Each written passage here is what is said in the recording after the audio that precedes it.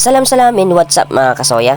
Samahan niyo kami sa araw na to na kung saan ito yung part 2 ng pangangapan amin ng malaking limango sa loob ng palaisdaan. And stay tuned!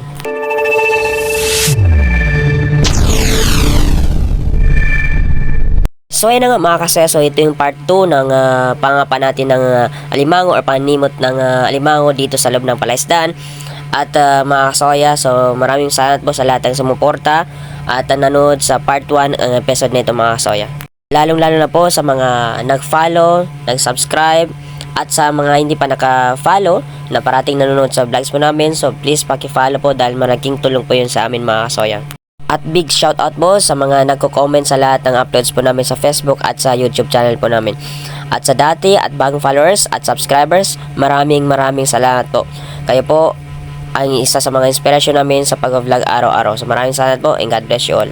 So ayun na nga mga kasoya, itong part 2 ng panimot natin dito sa loob ng palaisdaan ng mga malalaking alimango ay mas nakarami tayo or nadagdagan yung mga huli natin dun sa part 1 mga kasoya.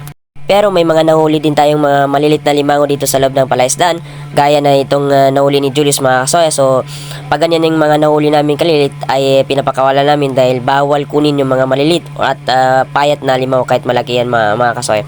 Dahil pagalitan tayo ng mayari ng palaisdaan at itong mga limango ay may kapital yan mga kasoya. Kaya hindi basta-basta kunin yung mga malilit at payat na limango mga kasoya. So salamat po and God bless. Sa puntong ito mga kasoya ay napasigaw si Julius habang dinakma ang malaking alimango dito sa ilalim ng tubig mga kasoya.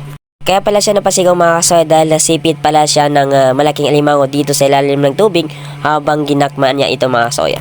Kaya nakuha ang malaking alimango at sipit lang ang naiwan sa kami ni Julius mga kasoya. 2,000 years later. At ito pala yung mga nahuli nating malaking alimango sa panimot dito sa loob ng palaisdaan mga kasoya. At ito na nga po mga kasoya ang pinaka-exciting sa part na to, ang best recipes ng Team Soya dito sa mga nahuli naming malaking alimango sa panimot sa loob ng palaisdaan mga kasoya. So nagisa muna kami ng bawang, luya at saka sibuyas mga kasoya. Saka namin inilog itong malaking alimango mga kasoya. Tatlo lang ang niluto namin dahil yung ibang nahuli namin o yung mga nahuli namin mga kasoya ay binigyan namin sa may-ari ng palaisdaan. At ang tawag sa luto namin mga kasoya ay sinabawon with oyster sauce. Kahit simpleng luto lang to mga kasoya, siguradong masarap to dahil doon sa nilagay naming oyster sauce. Kaya tara na, samahan niyo kami lutuin ang mga nahuli naming malaking alimango dito sa loob ng palaisdaan. Kami ang Iranong vlogger nagmula sa Magados, Cotabato City, Team Soya.